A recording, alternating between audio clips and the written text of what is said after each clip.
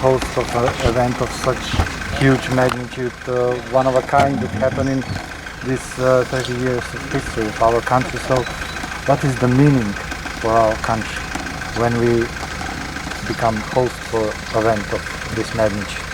Well, usually when we organize an EADRCC consequence management exercise, we do it in partner nations to strengthen the resilience of the nations, to help them build their resilience and their capability and interoperability with other nations.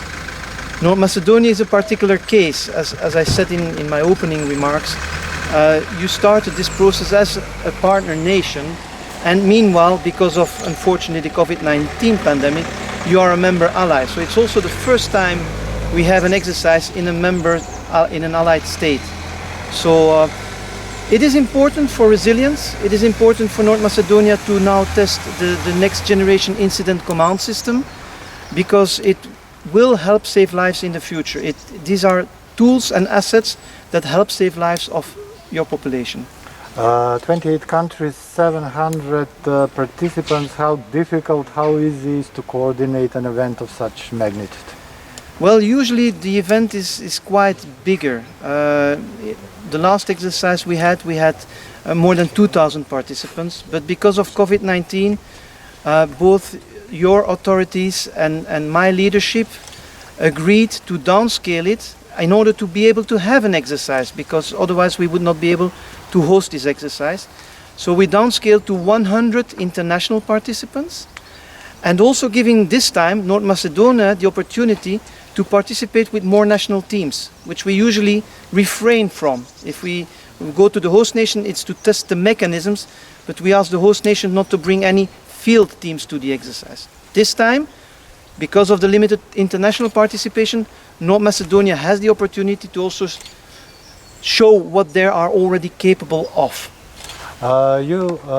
Previously you have explained that some parts of the exercise will take place in the field, and some parts will be in the urban parts of the Ohrid and Struga region. So in your experience, what kind of reaction you expect from the population? What can we expect? We usually see that people are interested in seeing what happens. It is important that the population of both Ohrid and Struga know that this is all about a civilian exercise.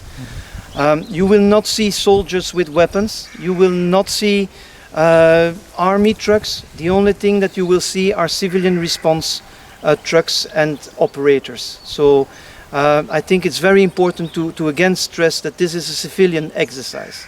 And to end our conversation, what is the main purpose of the North Macedonia 2021? We have identified, together with North Macedonia, 3 main objectives for the exercise. The first one is to test the resilience and the national capabilities in emergency response. We write a report on that together with North Macedonia to allow to fine-tune, because you already have a good crisis management system, let that be clear, as you have proven in the summer also. So to improve that system even further, and thus contributing to the overall security of the alliance. The second objective that we have is to nationally certify and test the next generation incident command system.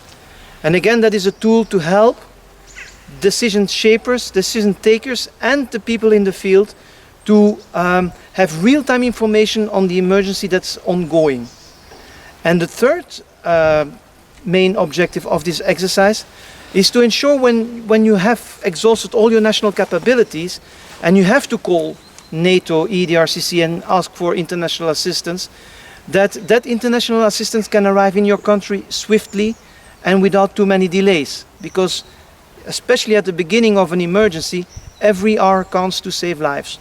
So we are trying to internationally organize this and have what we call we do have the Memorandum of Understanding on the facilitation of vital cross-border transport. And that, for example, is when you arrive in the country with an emergency medical team, which bring medicine, which bring all kinds of restricted items that are not freely available to everybody.